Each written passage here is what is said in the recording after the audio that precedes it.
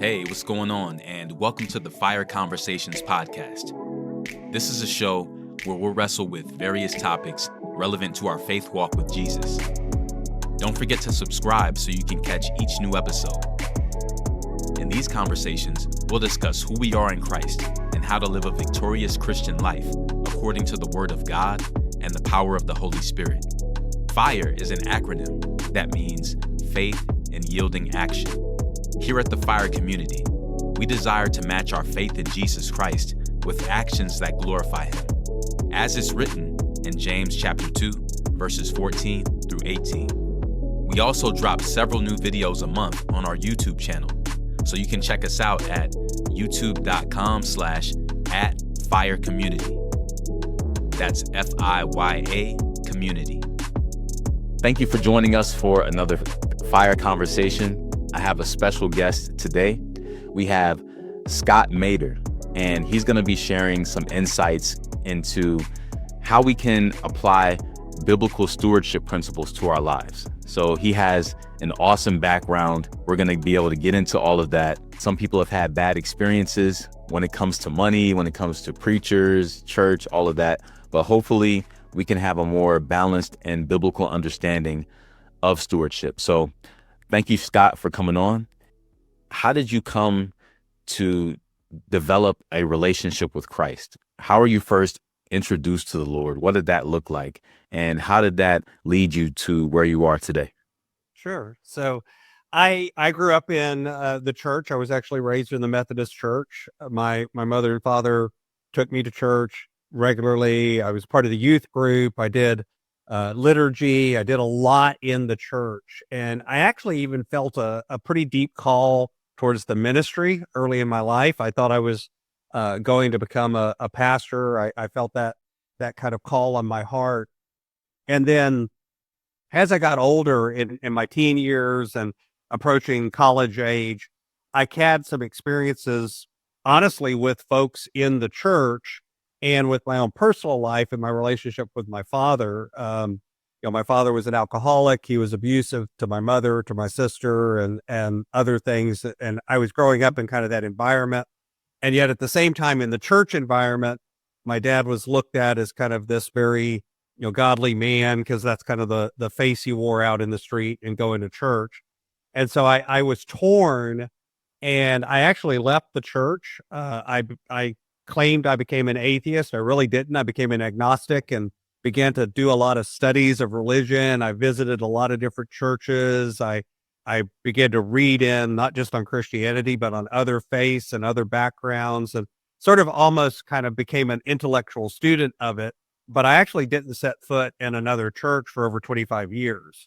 So I kind of went from being deeply in, feeling called to the ministry, to leaving it. And it was because of what happened with church people.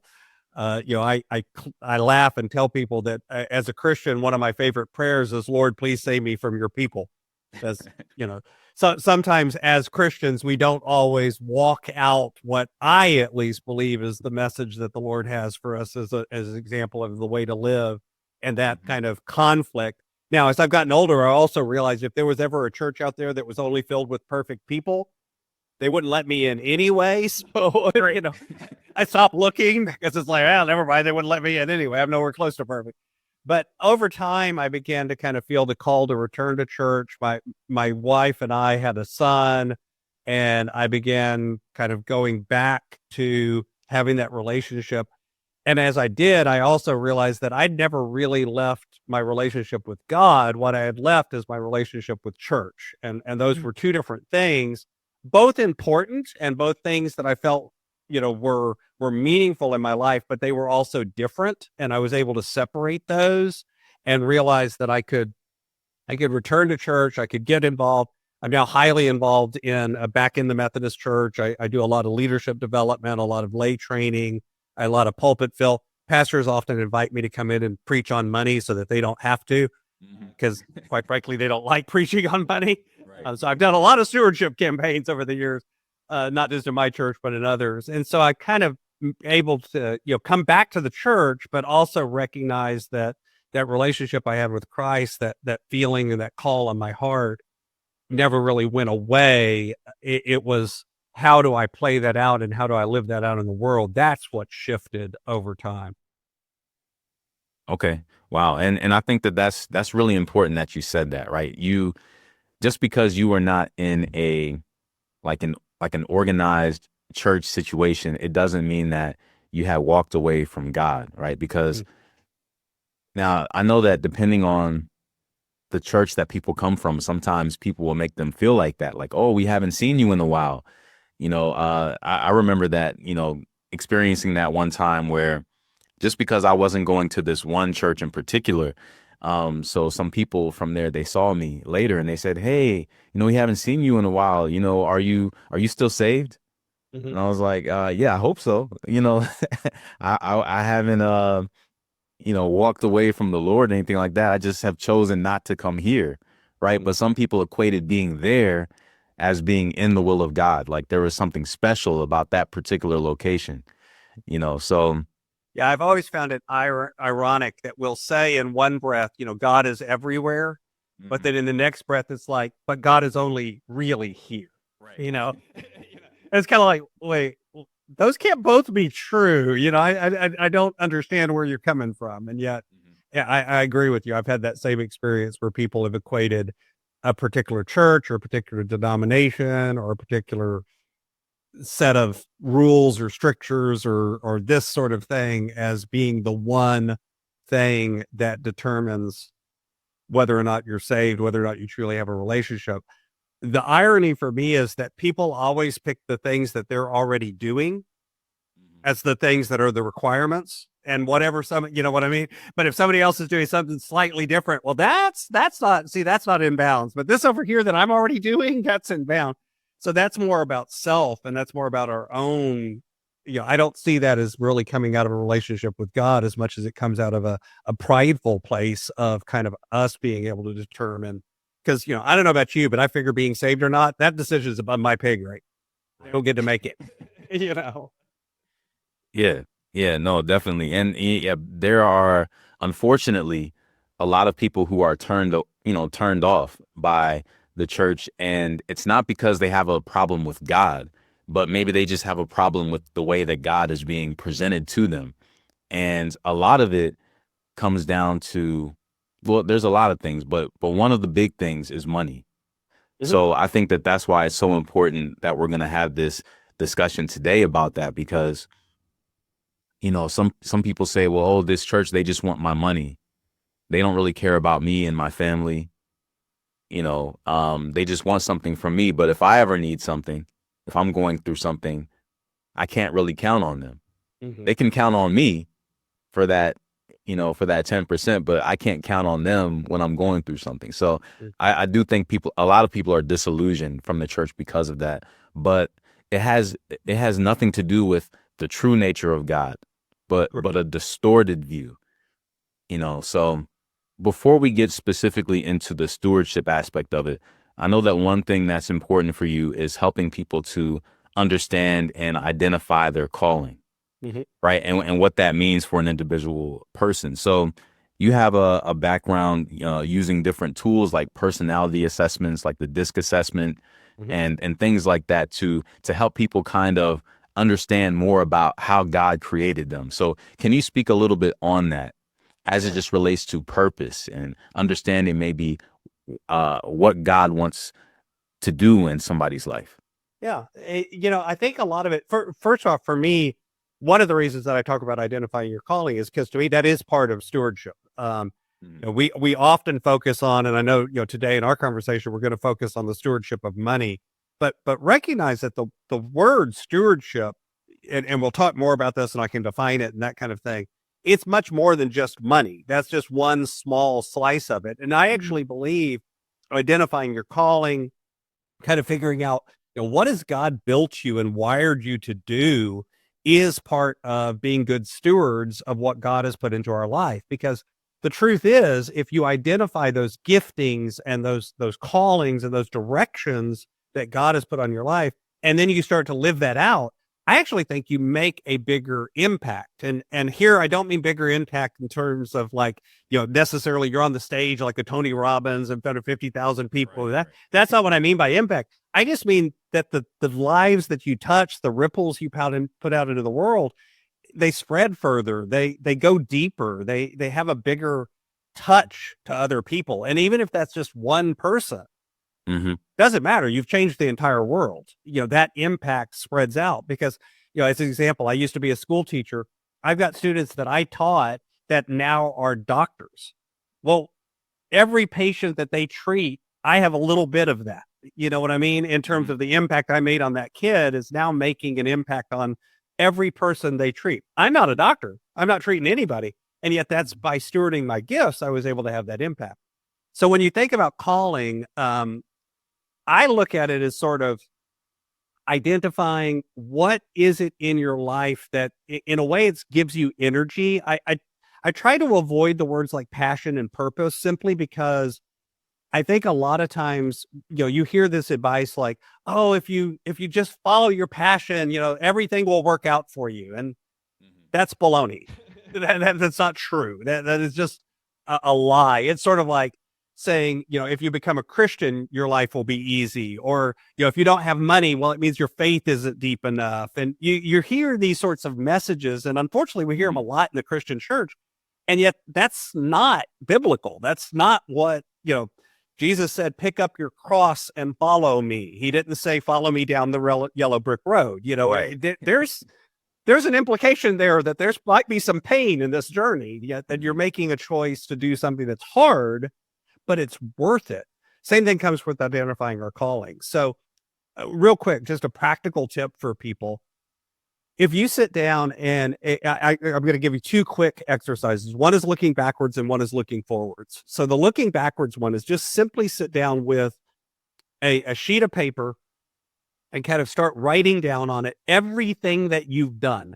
And I don't just mean jobs. I mean, babysit kids. I mean, camp counselor. I mean, whatever. Okay. Relationships, interactions, activities, hobbies. I don't care. It's wide open. Everything that you can think of. And then next to each of those items in one column, put, what did I love about this? What gave me energy? What gave me joy? What did I enjoy? And then in the next column, write, what did I not love about this? What was it about it that took energy from me or that I didn't enjoy? And just keep doing that. And I've had people sometimes write 10, 20, 30 pages of this. It's just getting information out of your head and onto paper. And then begin to look for patterns of that. Look for the things that keep showing up. Look for the things that keep bubbling up in terms of this gives me energy. Also look for the things that keep bubbling up that are like, these takes energy away from me.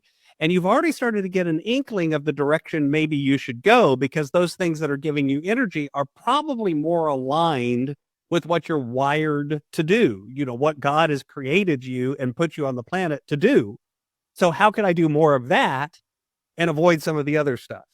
By the way, avoiding the stuff that you don't love doesn't mean getting rid of all of it. There's a certain amount of stuff that you're going to have to do that's not fun and you're not going to enjoy it.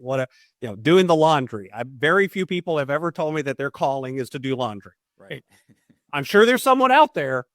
I haven't met them yet. So those sorts of things. There's just a certain amount of stuff you have to do just because you're alive, you're on the planet, and it requires work and effort and energy. But you can do more of those things that give you that energy. So real quick, the looking forward exercise, I call this the airport question. I used to work corporate. I spent a lot of times in airports. So I set this in an airport. Imagine for a minute, you're walking through an airport. You're on that connecting flight. So you've landed at the airport. You're now supposed to connect to another flight and fly out and get on home. This is the worst place in the world to have this happen. But as you walk up to your flight, you look up there and you see those dreaded words, flight delayed.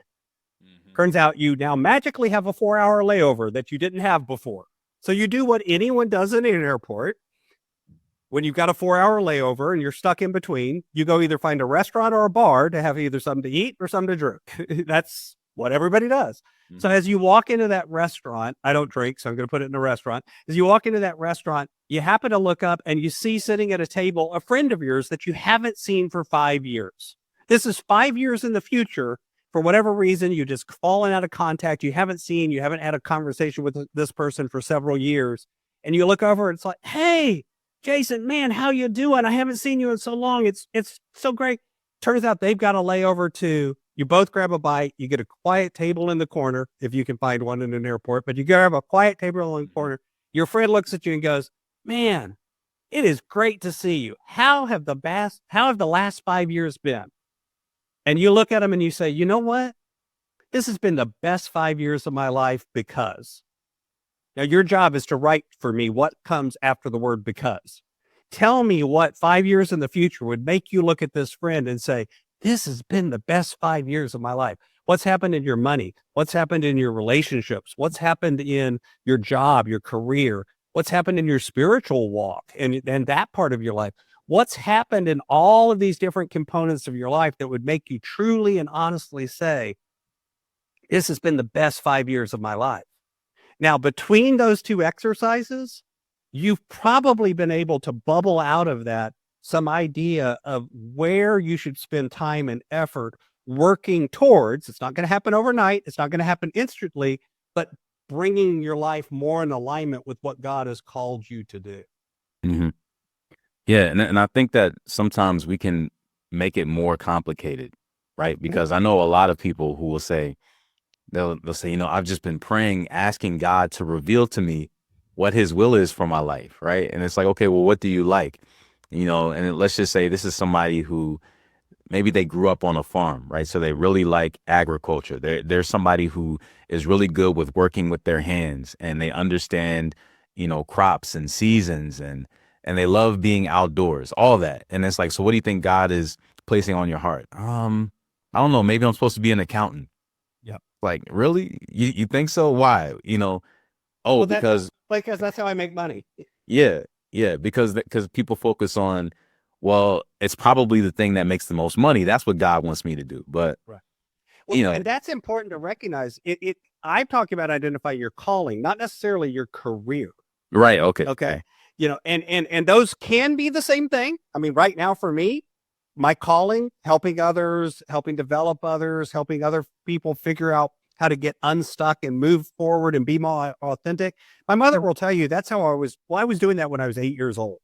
I was the kid that every other kid came to for advice. It made dating in high school really tough because I was the guy that all the girls came to for advice. I didn't get to date a lot, but all the girls knew me, that kind of thing, because that's just who I was. That's how I'm wired. Well, now as a coach, that's what I do every day. So my career and my calling are aligned, but they don't have to be. I actually know people that do that work as an accountant, but then use that, even though that's not really their calling. It's something they're good at. It's something they can do. They don't dislike it, but it's not really 100% their calling. But then they use that to fund being able to have the time and the freedom and the effort to do this other thing over here that really is their calling, but maybe isn't able to, quote, pay the bills. So, realize these are two different things. They can be perfectly aligned and they can also not be. That's okay. The word career actually comes from the Latin word for cart, something to get you from point A to point B. The word for calling is actually vocation. Vocation and career are not the same thing. Vocation comes from the Latin word for vocalization, to be called.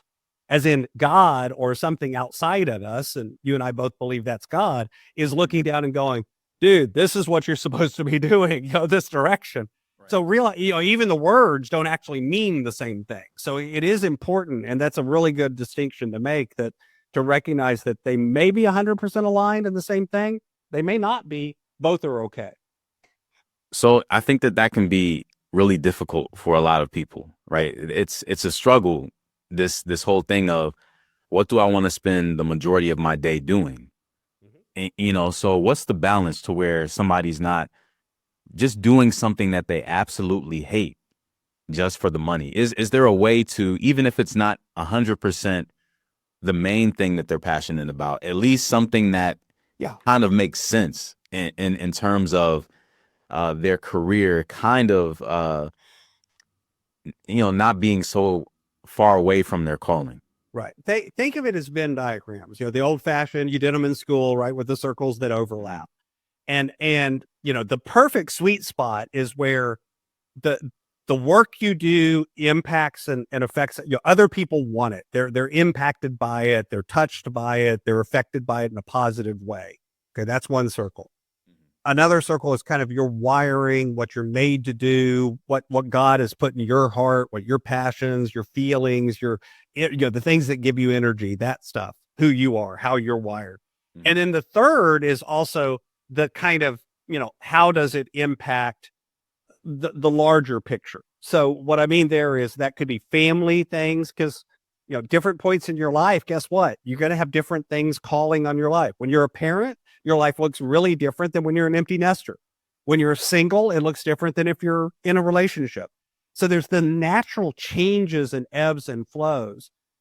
If all three of those, the sweet spot is in the middle where all of those things are aligned. But guess what? Throughout life, it's almost like those circles are kind of getting bigger and smaller and ebbing and flowing and moving. So, is it always going to be perfectly centered in the middle? Probably not. Right. But that's where it's important to have that frame and that realization that your life isn't a static point in time. It's not a photograph. It's a film strip. And sometimes going through those difficult things, it's less about what you're doing and more about what you're becoming or what you're learning. So God sometimes will ask us to do something, again, we're back to pick up your cross and follow me. God's going to ask us at times to do something that we're not comfortable with, that it isn't the most fun thing. It isn't the most pleasant thing. That doesn't necessarily mean that there's not a purpose behind it that you don't yet see. So, yes, is there that balance between, should you just suck it up and be in an abusive environment where your boss is horrible and, all that? Absolutely not. No human being should be treated like that. Right. And you have every right and responsibility to walk out, leave, quit. I can help you find a different place. We can do that. All of that is real.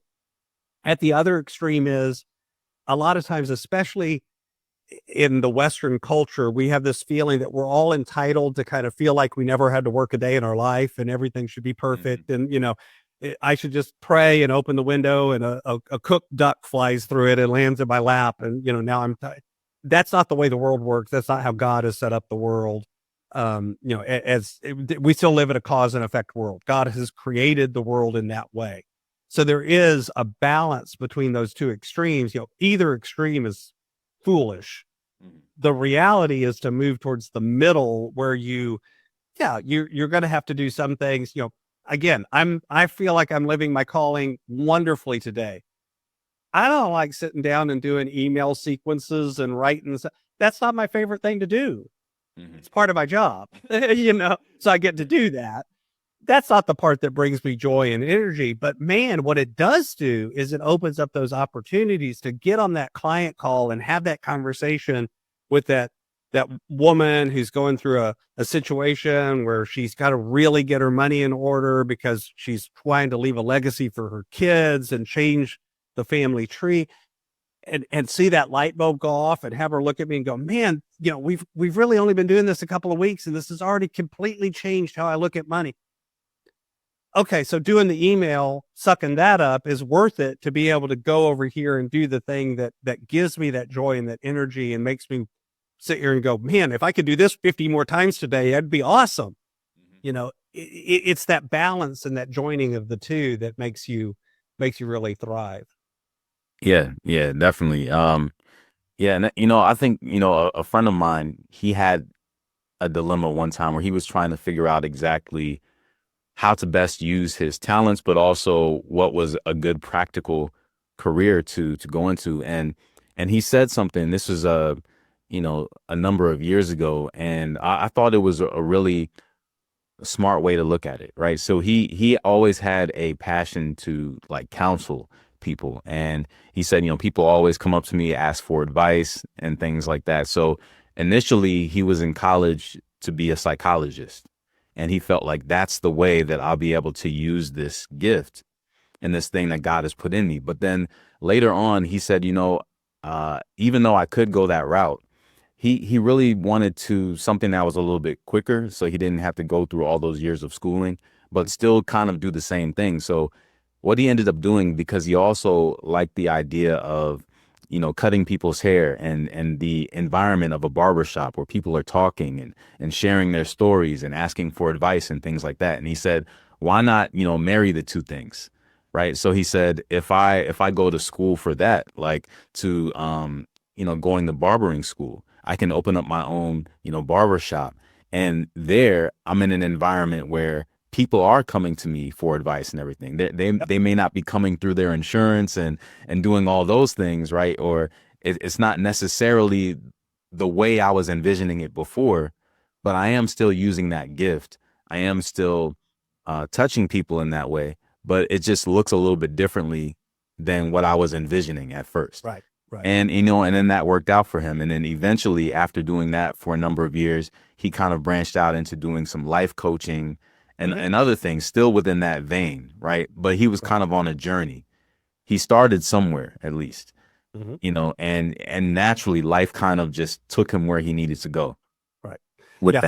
I was a school teacher for 16 years. I loved that. It fed part of my calling, but then there was things that I didn't like. I went to the corporate world. I did that for 11 years.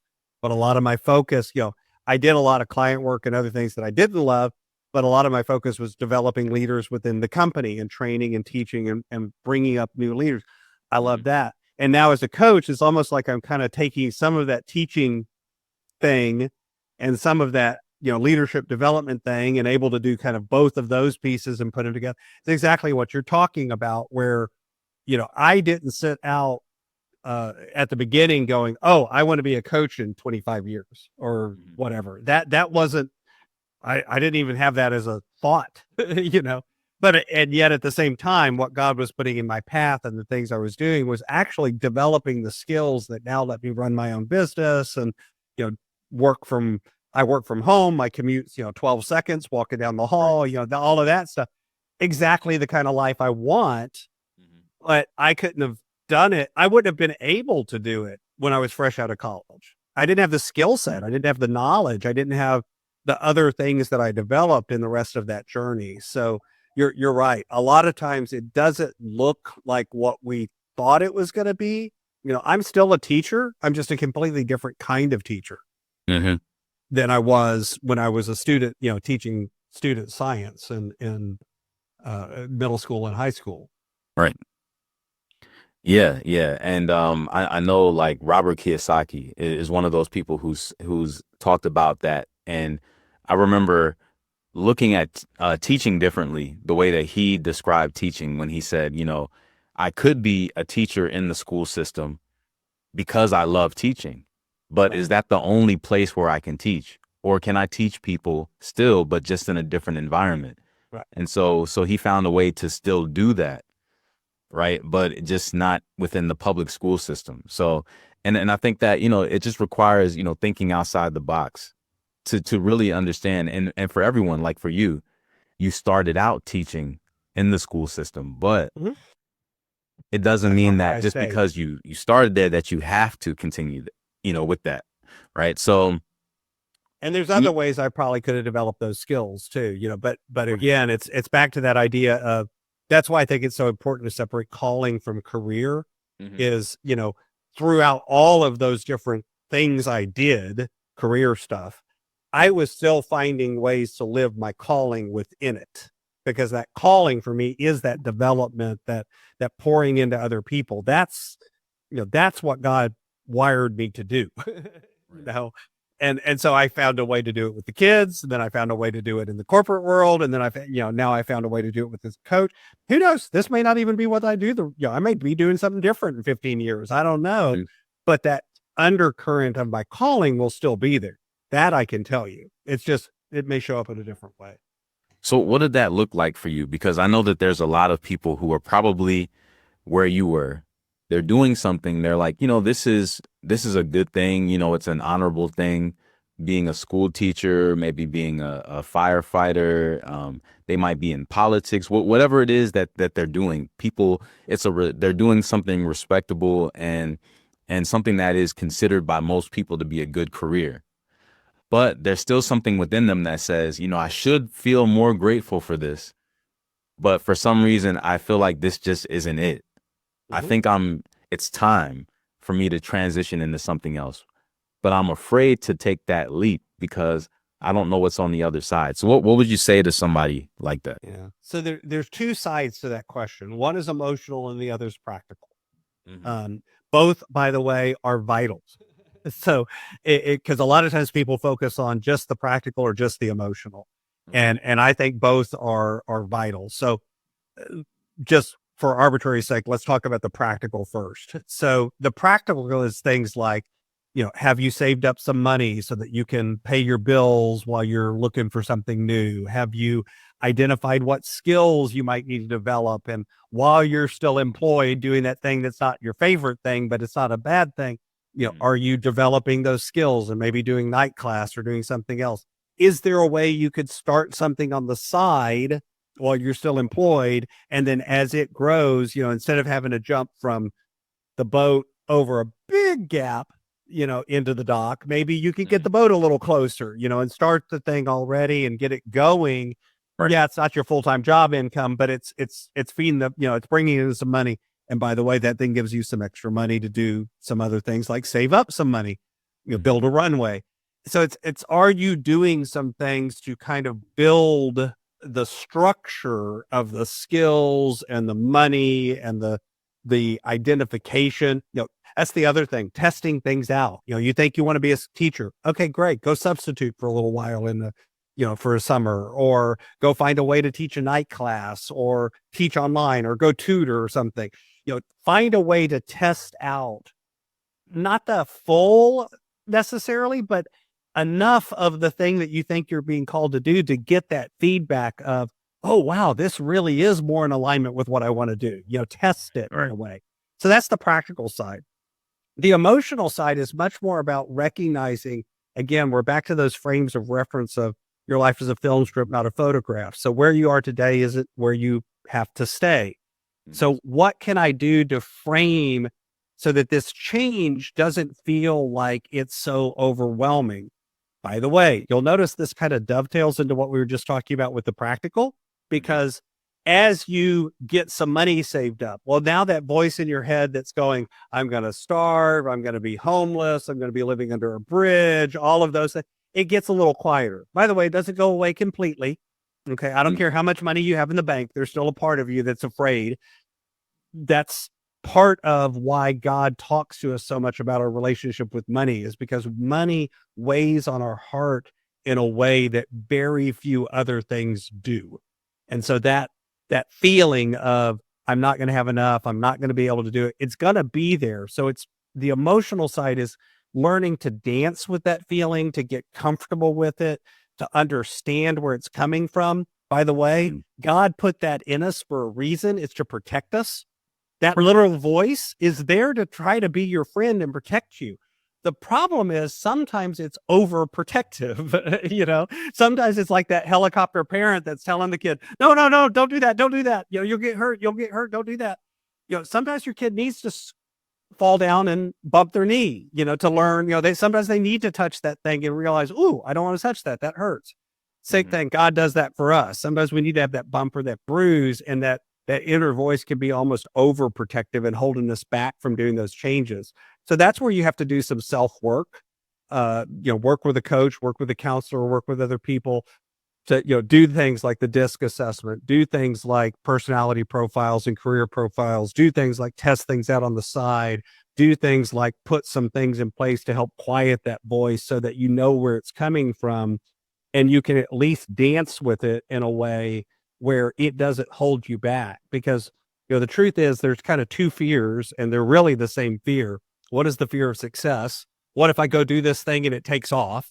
The other is the fear of failure. What if I do this thing and it doesn't take off? They're really the same fear. They're just almost like two sides of the coin, where our brain is telling us, stay where you are because it's comfortable and I know what it feels like. Even if it's not perfect, I'm comfortable here. It's kind of like getting out of bed on that cold winter morning where the alarm clock's going off and you're like, I really don't want to get out of bed. It's warm and it's comfortable. But if you don't get out of bed, the rest of the day doesn't happen. Christmas morning doesn't happen till you get out of bed. Those gifts don't come till you get out of bed. The same thing happens to us when we're kind of in those places where we're stuck in the in-between. Hmm. Yeah, and I know that this is actually one of the things that you mentioned in your book. Um, so in your book, Inspired Living, right? This is, one of the things that you mentioned, like transitioning from a job that you hate to a calling that you love. And I know that you said that sometimes it doesn't always mean leave your job right now, Right. right?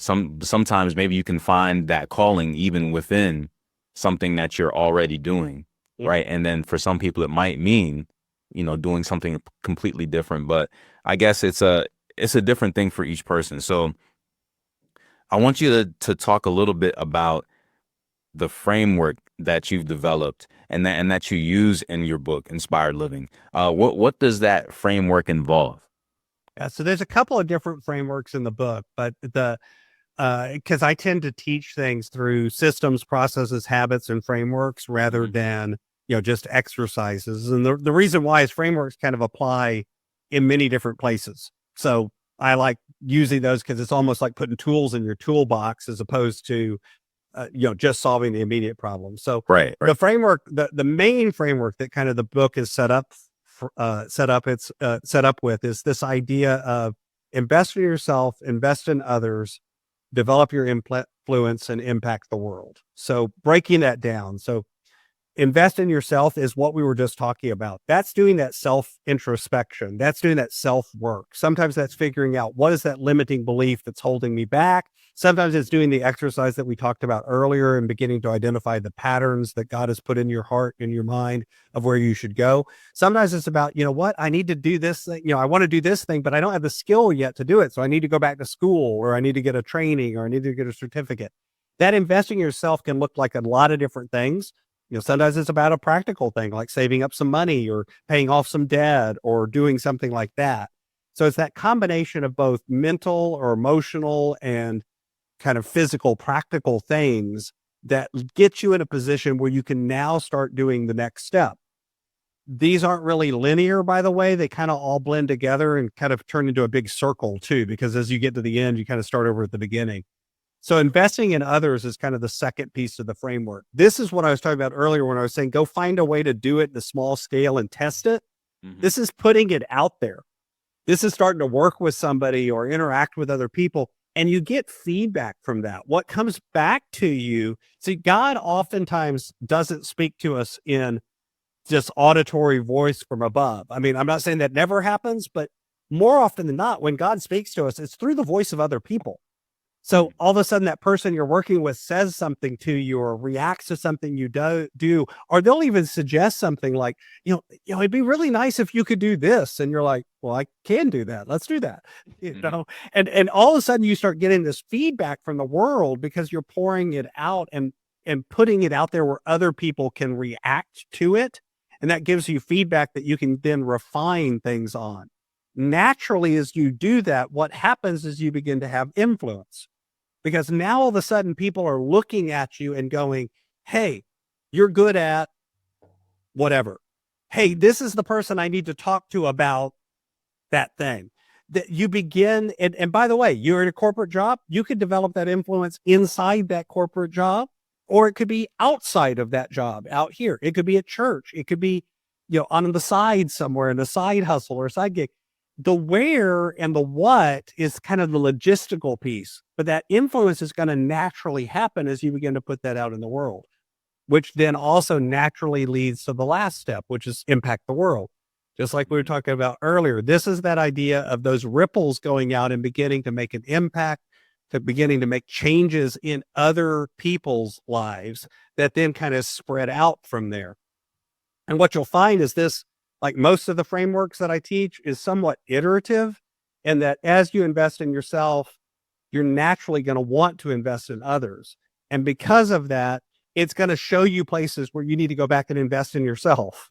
Same thing happens as you develop your influence. Naturally, out of that influence is going to come things that give you opportunities to invest in others that also then show you where you need to invest in yourself. So it goes both directions, up and down that framework.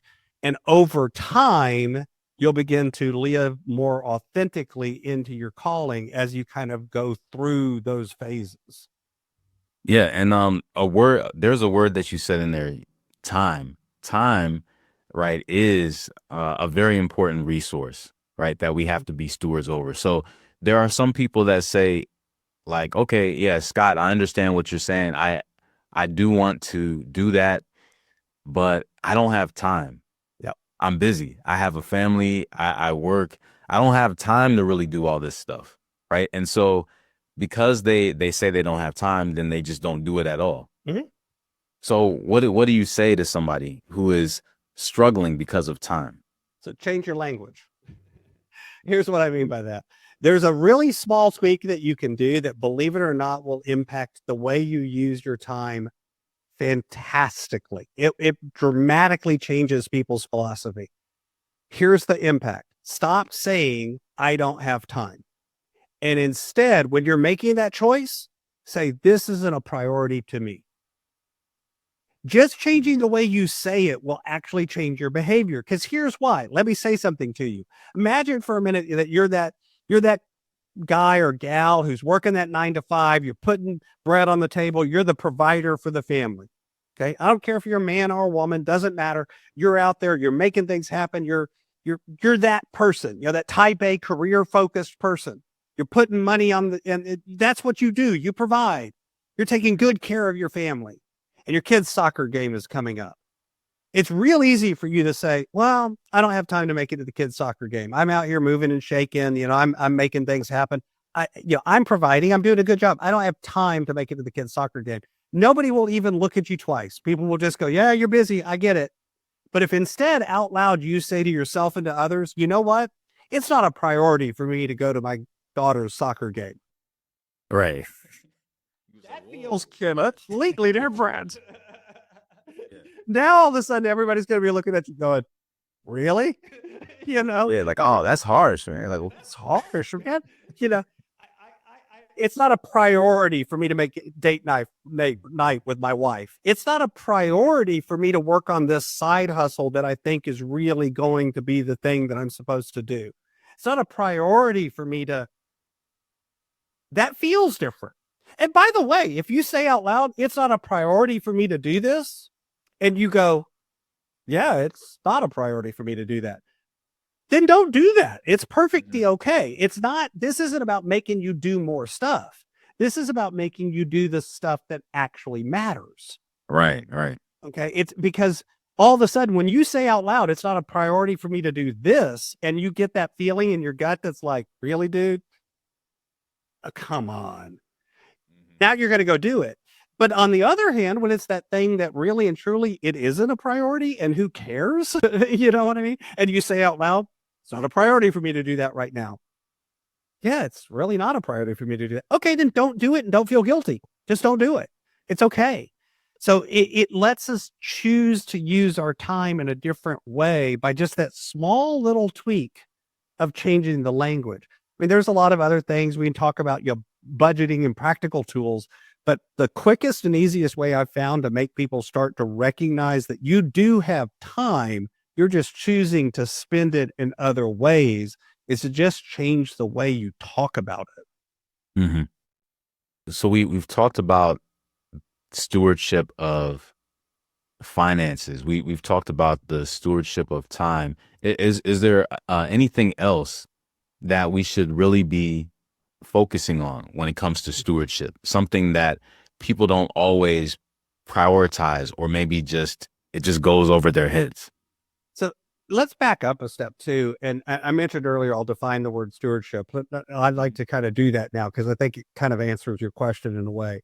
So the word stewardship biblically, if you think about the Bible, a lot of the examples that are used in the New Testament are agrarian. They're in a time in the world where people were farmers, and there was the Lord and the castle, and there were people living on the farms. That's the kind of King James Bible that we're all kind of familiar with. And so a lot of the examples and the parables are kind of set in that context. Obviously, we don't live in that context anymore, and that's one of the reasons that those words sound weird to us. So a steward at that time was the person that lived in the Lord's castle, that worked for the Lord, but didn't own anything. They were the logistics person. They were the one that made sure that the crops got planted and a certain amount of taxes got paid. And, if there was a leak in the roof, it got patched, and that the horses were taken care of and the cows got fed. And, they were kind of the major domo, the person that they made everything happen, but none of the stuff that they were in control over was their stuff. Okay. So they often were blessed with a nice house and a nice place to stay, but it wasn't theirs. Okay. Go ahead. So is that like the difference between saying somebody is an owner versus somebody's a manager, right, or a supervisor? We nowadays would call that person kind of a manager or the logistics person, or they're the general manager of the hotel, but they don't own the hotel, right? They're just the manager. They're still an owner somewhere. Same thing. And by the way, notice the language. The Lord, God, is the owner, and the steward, that's us, is just the manager, right? Just the person that's the manager. And all of a sudden, what that means is anything that God puts in your domain, anything that God puts in front of you, it's not yours, but it is yours to steward.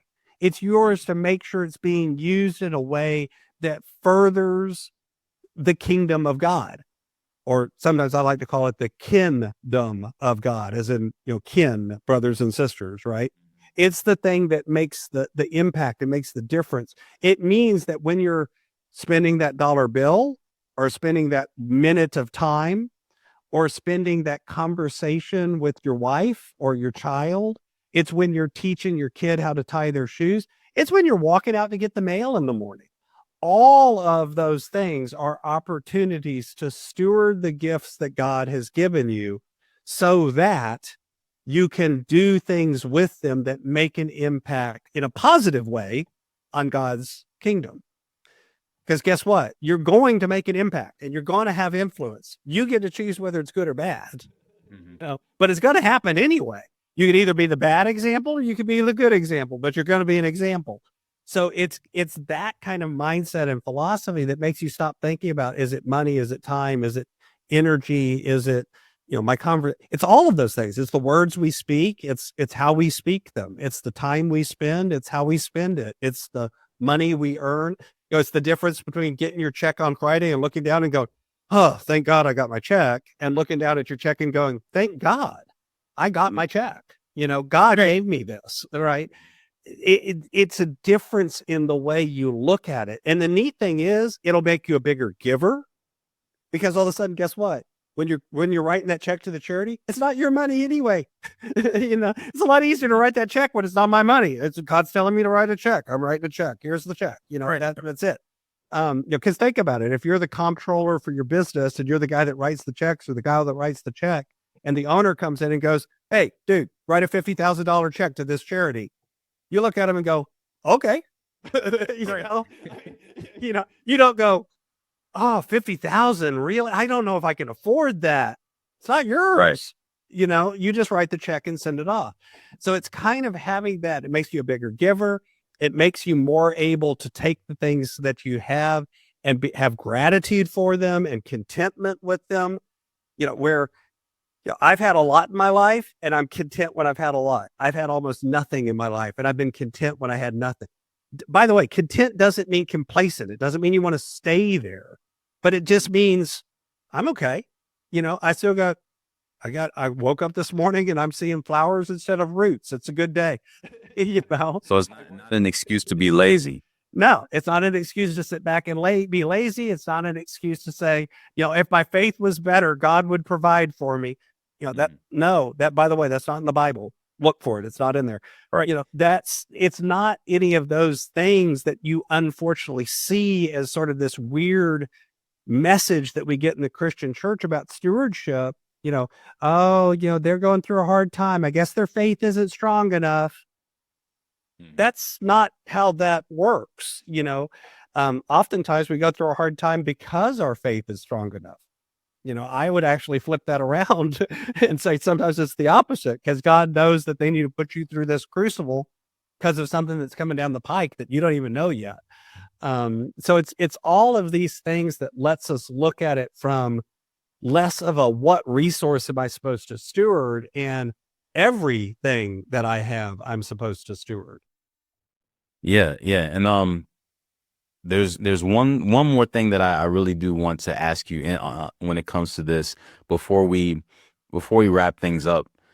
It's that, there's a parable that Jesus teaches about stewardship, and it's with the talents, right? He gives these three servants talents, and it talks about how with two of them he was pleased with it, pleased with them because they invested it and they did something with it. But there was one that didn't do anything with it. So as we look at that in the 21st century, right? We're in 2024, getting ready to go into 2025. And as you read something like that, with your background, with what you've been studying, with how you've been coaching people and everything, what's something that you really feel like the Lord is speaking to his people when it comes to a parable like that? And that, I love that parable. It's in Matthew. And it's the reason I love it is because it's got a lot of different layers to it. Okay. So I'm going to kind of peel the onion for a minute. So layer one that you can get from it, just empirically. So first off, a talent. So we hear the word talent, we think of like something that people are good at, right? He's got a natural talent. Okay. Talent in this context is actually a denomination of money. Okay. So there were denarii, there were talents. Talents nowadays, think of that as like a year's wages for like 10 men. Okay. So if the average person in America makes $60,000 a year, that's like $600,000. Okay. This is like, so when he gave somebody one talent, this is like handing someone $1 million. Okay. This isn't like chump change. This wasn't pennies. This was a lot of money. And he gives one talent to one person. He gives two to another, gives five to the other, right? Or slightly different ratios and different translations, but it's right. Boils down to three different amounts. And it even says he gave it to them according to their giftings, according to their talents, their way of being. In other words, when he gave one to somebody, it was because he knew that person could only handle one. When he gave two to somebody, it's because he can only handle two, or she. When five, they can handle five, right? It was the Lord was blessing these people with what they didn't deserve, but what they could handle. The one that got five went out and did some shrewd things with it and grew it. And the Lord came back and they said, "Hey, Lord, here's 10. Notice they didn't keep them. They didn't grow it for themselves. They gave it back to the Lord and said, "Here's what I did for you." And the Lord said, "I'm pleased with you." One said, "I have 2. Went out, did shrewd dealings, came back and gave back 4. Again, I'm pleased with you. The one that the Lord was unpleased with, it's not because he didn't grow it. It's because he hid it. He literally hid his talent. Modern times, think about what that means, right? If we use talent in the other sense of the word, it means God said, you're supposed to do something with this. I'm giving this to you. I'm giving this to your care, not so you can hide it, not so you can protect it, not so you can do nothing with it, but so that you can grow it for the good of me, honestly, for the good of the Lord. And instead of doing that, he hid it away. He buried it in the ground, is what some translations say. That's the thing that got God angry, got the Lord angry. It's not in other words, if he had gone out and done something, I truly believe if he'd gone out and done something and lost the money, God would have said, "Well, I wish you would have done better, because I know you have it in you. I gave you what you were capable of doing something with, and you chose not to do anything at all." It gets back to what you were talking about. When you're saying things like, "I don't have time for that." When you're saying things like, "Well, I know that's what God wants me to do, but I just can't do that. There's no way I could make a living. There's no way I could feed my family. I just can't do that. Instead of getting creative and going, that's what God wants me to do. How can I do that? How can I make this happen? You're effectively being that person with the one talent. You're saying, God has given this to me, and God has given me something that I'm perfectly capable. God knows this. God knows me. He knows how he's wired. He built me. He knows what's in me. He knows I'm capable of handling this. And I'm going, you know what? I know better than you. I'm not able to handle that. I'm not able to do that. I'm going to go bury it away. That's what God doesn't want to have happen. That's what created that disappointment. And I actually think it was probably more disappointment than anger. It was more of a chance of, I think about it. You've all felt, if you're a parent, you have children, you've had that emotion at once or twice, and you got to work on it and work with your kid on it, where it's like, I know you could have done better. I know you could have done more. You've got it in you. And what can I do to lift you up and grow you and make you move? And so that's really the difference. It isn't because I think a lot of times we focus on the 5 became 10, the 2 became 4. And it's not that 2 became 4 that I think brought the, good job. I think it's that you did something with what I gave you that I knew you were capable of doing something with. Mm. That's the part that brought joy. Yeah. And I think that for some people, and especially whether it's in the church world, right? People think, oh, okay, if I have a huge ministry with 10,000 people and I'm on big stages, then that means that I've made it, right? In the church world, like that means that I've used this. But if it's a smaller thing, then that means that, okay, I must not be doing it well enough. I'm not like the people on TV. That means that something's wrong, right? So, what do you say to somebody like that? Well, if that was true, then the pleasure would have been with the one that made 5 into 10, and the one that made 2 into 4, and the one that hit it. Both of them wouldn't have done well. Mm-hmm. Again, it wasn't. I truly believe even if the one had become 0, but he really truly tried, mm-hmm. he'd done what God put him out there to do. I still think God would have looked at him and said, "I'm pleased. We need to, I need to give you more opportunities for growth. I need to, help you develop more. I need to challenge you more, but I'm still pleased. I'm not angry with you. I'm not upset with you. I'm not disappointed in you. I'm just, I know you need more help, and what can I do to put things in your way that will help you? God gives us free will too. We have to pick it up. God offers us help, but we have to take it. And it's that idea of equating the size of something in worldly terms. Realize you're measuring it only by what you can see. And God doesn't measure the world by what we see. God measures the world by what God sees, mm-hmm. And God doesn't see what we see. Again, I'm back to that. I was a teacher. I taught at a small private school. It had, 412 students, K-12. Mm-hmm. There were 400 students on the campus, K-12. Okay. Mm-hmm. Little tiny, I teach a class of 12 people. 8, 10, 12 that I can think of are now doctors.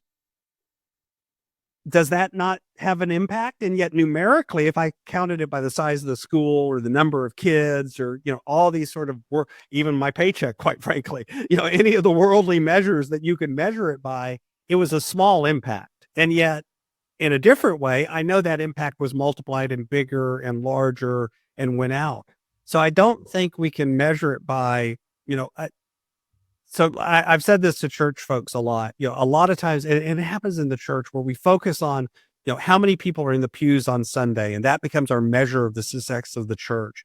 Mm-hmm. I want to know how many people outside of the church are we touching? That's to me the measure of the true church. So I used to go to a very small church, had less than 100 people every Sunday in worship. Our food ministry, we fed over 1,400 people a month. 80 people in the pews, fed 1,400 people. I look at that and go, that's impact, Right.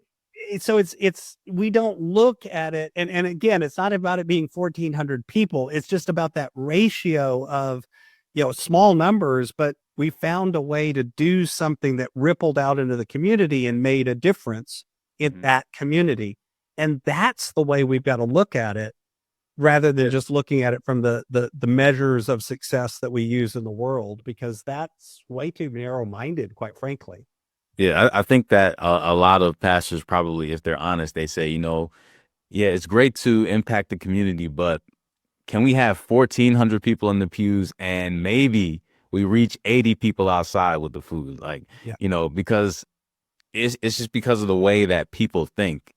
Yeah. They're thinking, I want to see a crowd because that means I'm successful. And if I don't see, I'm reaching people, right? Because I'm talking to them. right. Yeah.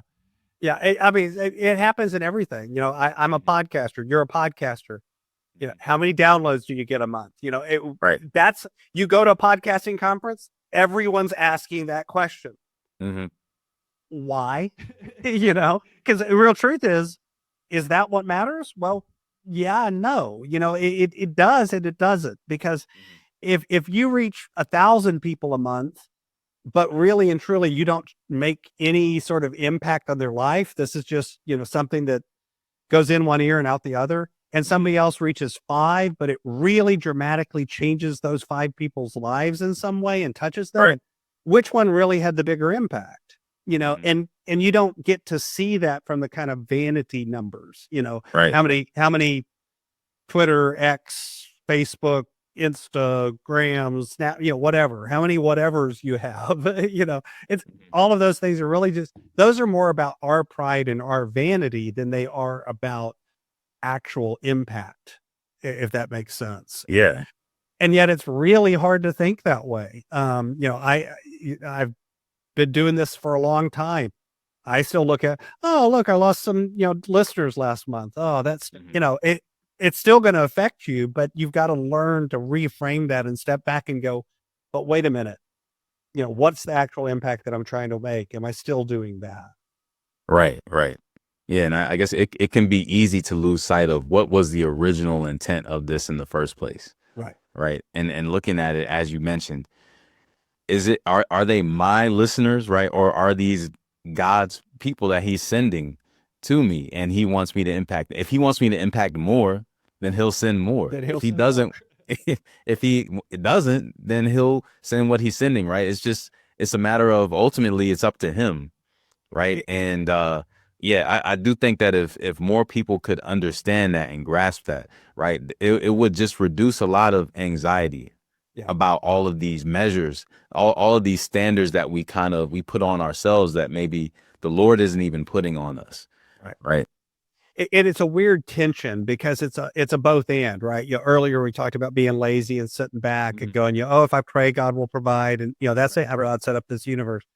I think it's a weird both and. In fact, this is actually going to be the topic of my next book that I'm already working on, is this way of living in what I call the both and. So as humans, we tend to try to put things into categories of either or, either my podcast reaches 1 million people or, I don't reach anybody. It's always these sorts of extreme dichotomies, either end, where I think a lot of times God calls us to live in a very uncomfortable place, which is it's both and, it's both of these things. It's about an impact that isn't just about, do you reach 1 million people? It's about living in that tension of, I am both faithful and know that God will provide and God will send this and my security is in God. And at the same time, I'm going to work and I'm going to hustle and I'm going to be diligent and I'm going to take good care of the resources he's given me. And I'm not going to squander them, because that's also a good thing, and yet those seem like they're almost contradictory. You can't be in both of those places at once because they seem sort of opposite to us, when in reality they're not, because they're really just two different ways of looking at the same thing. And so it's this idea of living in what I call the both and, that kind of uncomfortable in between.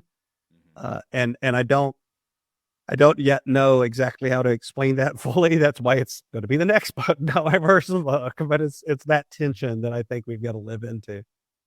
Now, for those people who say that topic, right, what you're talking about there, yeah, I need that book, but I don't have time to wait for that book. I need to talk to you tomorrow, yesterday, right? And they say, how do I connect with you, right? How do I, benefit from some of the coaching services that you offer, or, get even some of your, your first book and things like that. Like, how do people do that? Where would you tell them to go so that they can connect with you? So I actually put together a landing page just for your listeners. So if they go over to my website, which is inspiredstewardship.com, and then just /FIYA, so FIYA, just like the podcast, and put that in. So that's inspiredstewardship.com/FIYA. Go there, and there's actually a link up top where you can get some free resources. So some of these exercises we talked about tonight in the areas of time, talent, and treasures are up there. There's information about my podcast. There's information about my first book, Inspired Living, that we were talking about. You can get on my mailing list and find out when the next book's coming out. And then there's also a way you can book a call. So if you'd like to jump on a 30-minute call, just chat about where you're at and whether or not working together would make sense, you can certainly do that as well. All of that is over at inspiredstewardship.com/FIYA. Okay, awesome. And I'll also put that in the description for everyone as well, so they can just click on that and easily get to it. Awesome. Yep. So thank you, Scott, so much for, just hanging out with us today and, sharing all of this wisdom. And I really do believe that this is, you've already been impacting lives with this message of the importance of stewardship, right? And I know that there's a lot of people who will be impacted by this conversation. So thank you so much for sharing. Thank you for having me. Yep, no problem.